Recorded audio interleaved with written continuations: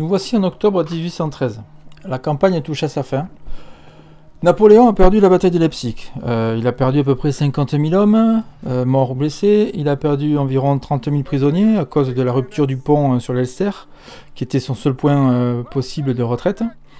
Et donc il se dirige le plus rapidement possible vers la France pour éviter que les coalisés, qui sont eux très fatigués, ne le poursuivent.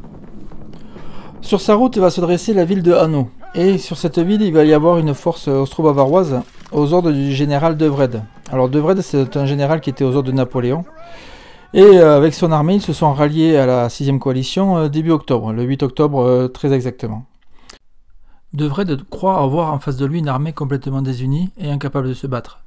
Mais il oublie une des lois primordiales de la guerre, ne jamais sous-estimer son ennemi. Salut les affreux! Alors on se retrouve donc pour un nouveau compte rendu de bataille sur la règle Légion d'honneur comme d'habitude. Donc c'est sur la bataille de Hanau, vous l'avez entendu, et avec une armée, ici on voit une armée austro-bavaroise. Alors il y avait un corps bavarois avec beaucoup de cavalerie, de l'artillerie et un corps autrichien avec un peu d'infanterie et de la cavalerie. Donc c'est vraiment un combat de cavalerie. Puisque la bataille va se situer, on va prendre la bataille de Hanau en entier, on va prendre que la partie nord, c'est-à-dire là où l'armée française a essayé de faire son passage. Donc ici vous avez la liste d'armées austro-bavaroises qui était en 2700, à peu près 2700 points, un peu plus, bien inférieure à l'armée française. On voit ici la liste d'armées françaises avec de la ligne classique conscrit, et de la garde. On a réussi à jouer de la garde, on voulait depuis longtemps jouer la garde, et donc c'était l'occasion avec cette bataille historique de la jouer. Donc vous voyez, il y a beaucoup de cavalerie de la garde, des chasseurs, des bataillons de chasseurs de la garde, et pas mal d'artillerie. L'écart de points, donc il y a 400 points d'écart, on l'a comblé, on a rattrapé ça de deux manières. La première des manières, c'est-à-dire que l'austro-bavarois se déploie en premier, enfin se déploie alors que le français lui rentre sur la table. C'est-à-dire que l'artillerie française ne peut pas être déployée, alors que l'austro-bavarois a son artillerie déployée. Petite particularité, historiquement, l'artillerie française s'est déployée par un chemin caché des austro-bavarois.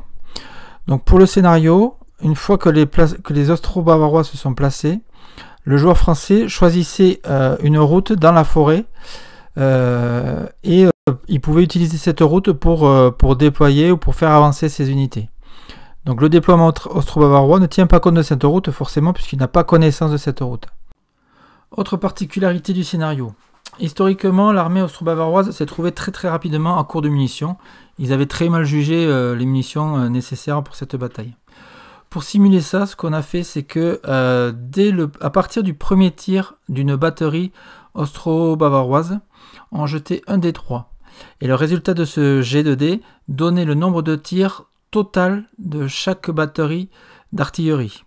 On a fait un 2, ça veut dire que chaque batterie d'artillerie ne pouvait tirer que 2 fois, hormis la première batterie qui avait fait feu, qui elle avait un tir en plus. Voilà. Donc voilà pour cette petite particularité. Le déploiement, avec côté bavarois, 2 régiments à 2 escadrons, un régiment de chevaux légers, un régiment de dragons, puis 2 régiments à 3 escadrons, un régiment de dragons ici, et un peu plus sur le haut de l'image, le régiment de chevaux légers. Devant, on a la cavalerie autrichienne avec 6 escadrons de chevaux légers, suivi derrière de 4 escadrons de cuirassiers, qui fait face à l'infanterie française. 4 escadrons de dragons, ici l'infanterie autrichienne avec 2 bataillons de 30 figurines, un bataillon de 20 et 2 UA à pied de 6 livres, déjà en position. Un régiment autrichien du hussard à 4 escadrons, embrigadé avec les Bavarois. Ici un régiment de 4 bataillons de ligne avec les voltigeurs détachés, donc 16 voltigeurs détachés en unité autonome. 2 UA de 6 livres qui forment une seule batterie bavaroise avec les trains juste à l'arrière, et complètement à droite le dernier régiment de ligne avec 2 bataillons de ligne bavarois. Côté français, sur l'aile gauche, commandé par Maxime, on a une unité autonome de voltigeurs. Les voltigeurs qui viennent ici des régiments, de la brigade d'infanterie de ligne, avec 3 bataillons. C'est un régiment à 3 bataillons de ligne. Entre les bataillons, on a 2 UA de ligne à 6 livres. Pardon.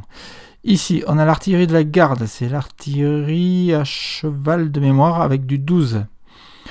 qui est ici en position sur la route qui était la fameuse route qui était cachée des Autrichiens, des Austro-Bavarois. Ensuite ici on a la ligne, puisque la ligne est arrivée en premier avant la garde. Donc on a un régiment à 3 bataillons avec les voltigeurs détachés en unité autonome, et sur leur droite on a les 2 bataillons de chasseurs de la garde, de la vieille garde ici, avec à leur droite l'artillerie de la garde, 2 canons de 6 livres.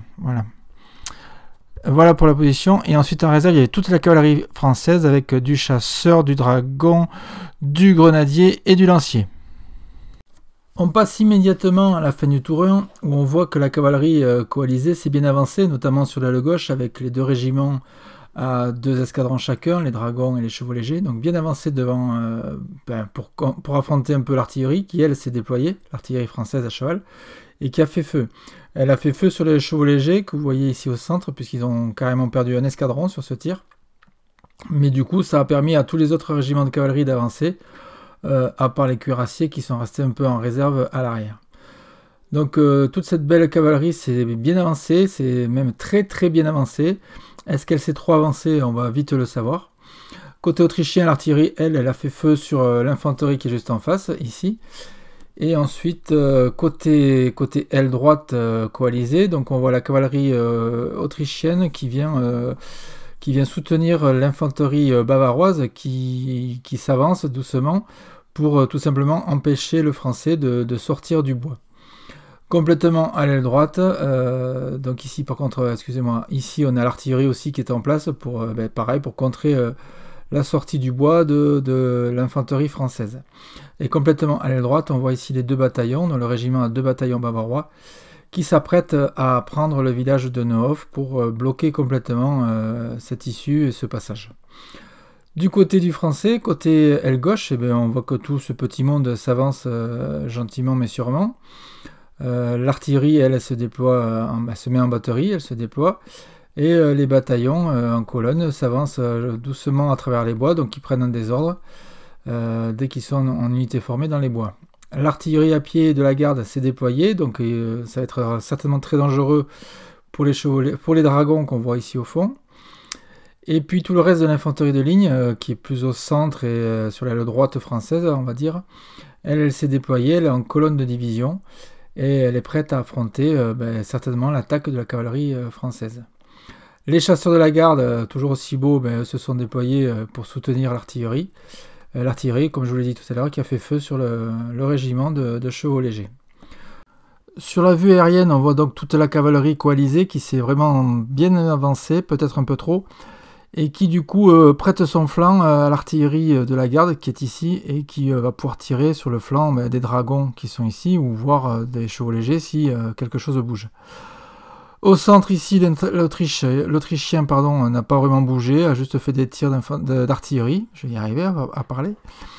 Et ensuite sur la droite, les Bavarois, eux, sont restés sur la colline, ils attendent sagement que toute l'infanterie française qui est ici, sur l'aile gauche, sorte du bois. Et dès qu'elle sortira du bois, je pense qu'elle aura droit à la foudre bavaroise. En parlant de foudre, on va voir à la fin du tour 2 pas mal de mouvements. Ici, on voit le régiment à 2 escadrons de dragons qui vient charger l'artillerie de la garde. L'artillerie avait mis un ordre réception de charge, ce qui fait qu'elle allait pouvoir tirer à mitraille sur cette charge de cavalerie. Elle s'en est pas privée et elle a explosé 6 figurines. Donc l'unité, le régiment de dragons ici, s'est retrouvé dissous. Dans la foulée, Fred a fait une très bonne chose, il a fait attaquer les chevaux légers qui étaient juste à côté. Et donc il ne risquait pas de prendre la mitraille puisque le tir de mitraille avait été fait juste avant. Donc ça c'était bien joué. Le seul bémol c'est que c'est l'artillerie de la garde qui est très solide en termes de physique et qui a tenu au combat, qui a perdu que 2 pertes alors que Fred lui avec sa cavalerie, avec ses chevaux légers, a perdu un escadron complet. Donc dissous, fuite, fatigue, désordre, etc. etc. Donc on voit ici l'artillerie qui a tenu malgré qu'elle ait pris 2 pertes de mémoire. Et on voit ici les dragons qui partent en fuite et les chevaux légers qui eux aussi sont partis en fuite. Donc voilà, ils ont fait un mouvement comme d'habitude, 2d6 plus le mouvement de base pour fuir. Un peu plus à droite, on voit les dragons bavarois qui attendent gentiment, les chevaux légers qui attendent. Et ici, on a les chevaux légers autrichiens qui avaient un ordre charge, mais qui n'ont plus appliqué leur ordre qu'après l'ordre français qui lui s'est mis en carré. Donc il y a eu du tir, il y a eu des pertes, donc de l'accablement. La charge a été effectuée contre un carré. Autant vous dire que ça n'a pas été très fructueux, puisque l'Autrichien a perdu 5 figurines, donc un escadron supplémentaire plus une figurine, qu'on voit ici manquant. Et donc tout ce petit monde part en fuite. Donc c'était malheureusement une charge obligatoire, hein, il était trop près pour éviter quoi que ce soit, donc il a été obligé de charger et ça lui a coûté cher. Donc on voit ici que le centre français, c'était de la ligne, hein, a bien tenu. On voit les chevaux légers qui sont partis en fuite mais qui ont été ralliés, qui ont réussi à se rallier. Et un peu plus à droite, ici, vous allez voir ce qui va se passer. On voit un bataillon français qui est dos à l'ennemi. Pourquoi ? Alors, j'ai pas l'image, malheureusement. Pourquoi ? Parce qu'il a été chargé par les dragons autrichiens. Donc, ils ont chargé, ils ont fait fuir ce bataillon. Et vous voyez que le régiment de dragons n'est plus présent. Pourquoi ? Parce que tout simplement, il a fait une fuite en bon ordre. Donc, souvenez-vous, on voit ici la vue aérienne. On voit le régiment de dragons qui était face à ce bataillon et qui est venu charger. Le charger carrément de face et donc qui a fait pas mal de pertes et qui a fait fuir tout ce petit monde.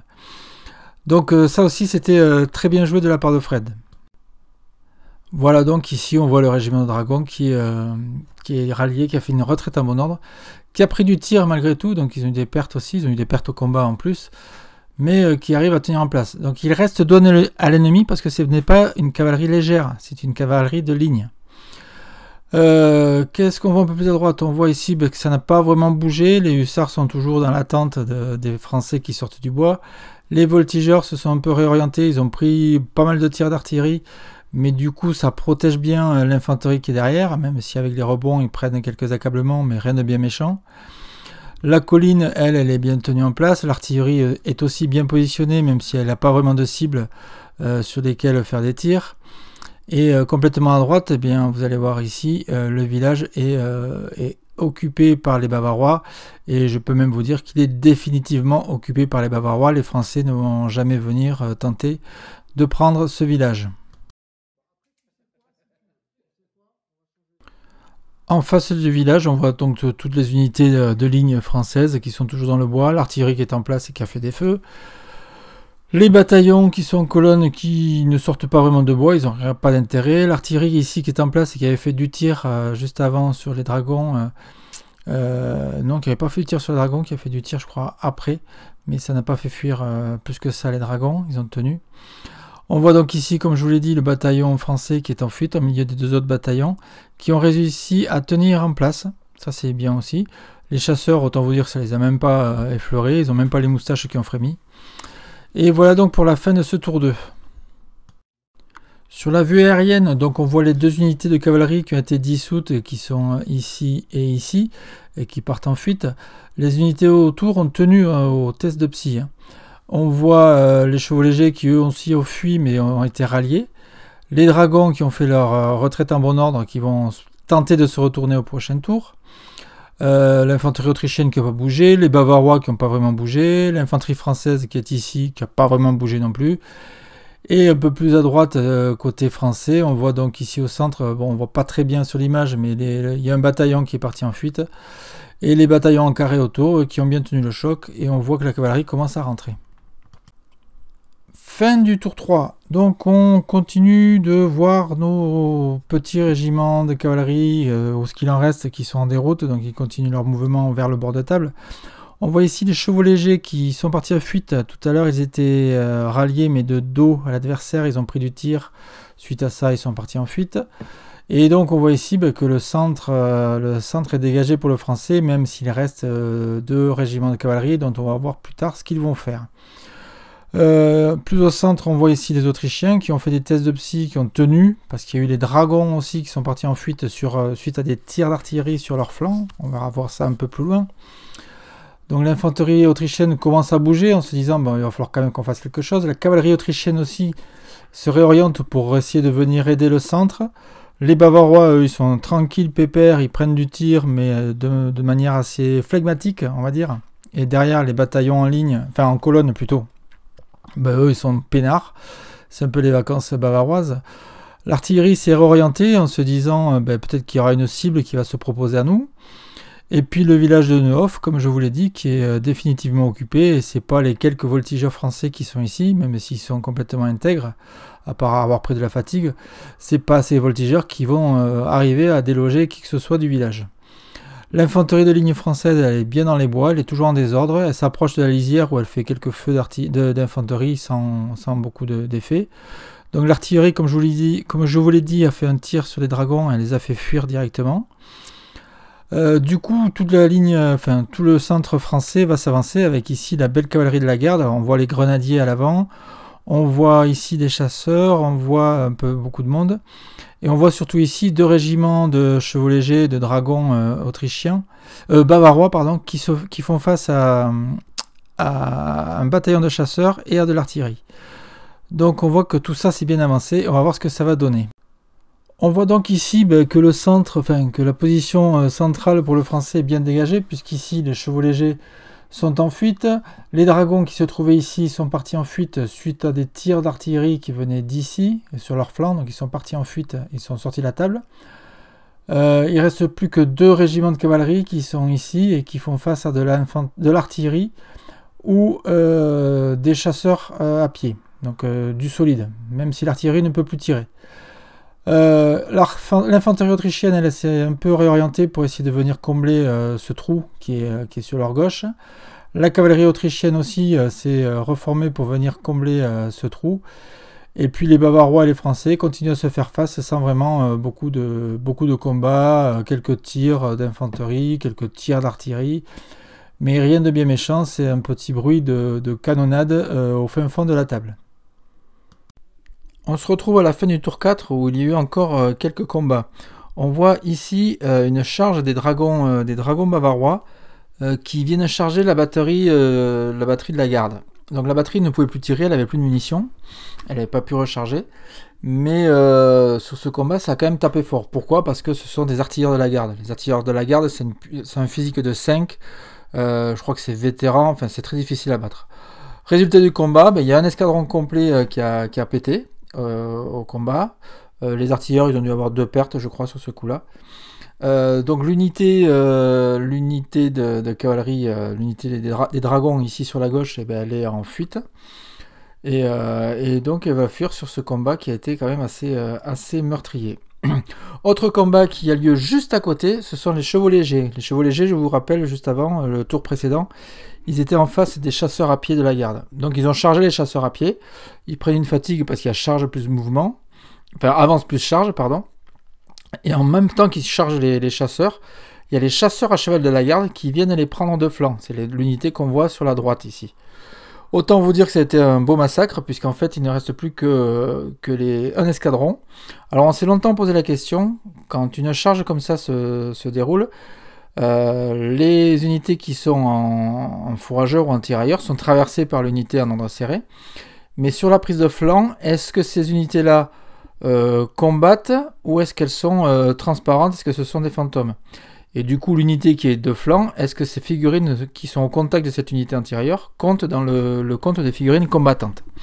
Ça serait une question que Jérôme, j'espère, à laquelle Jérôme pourra répondre.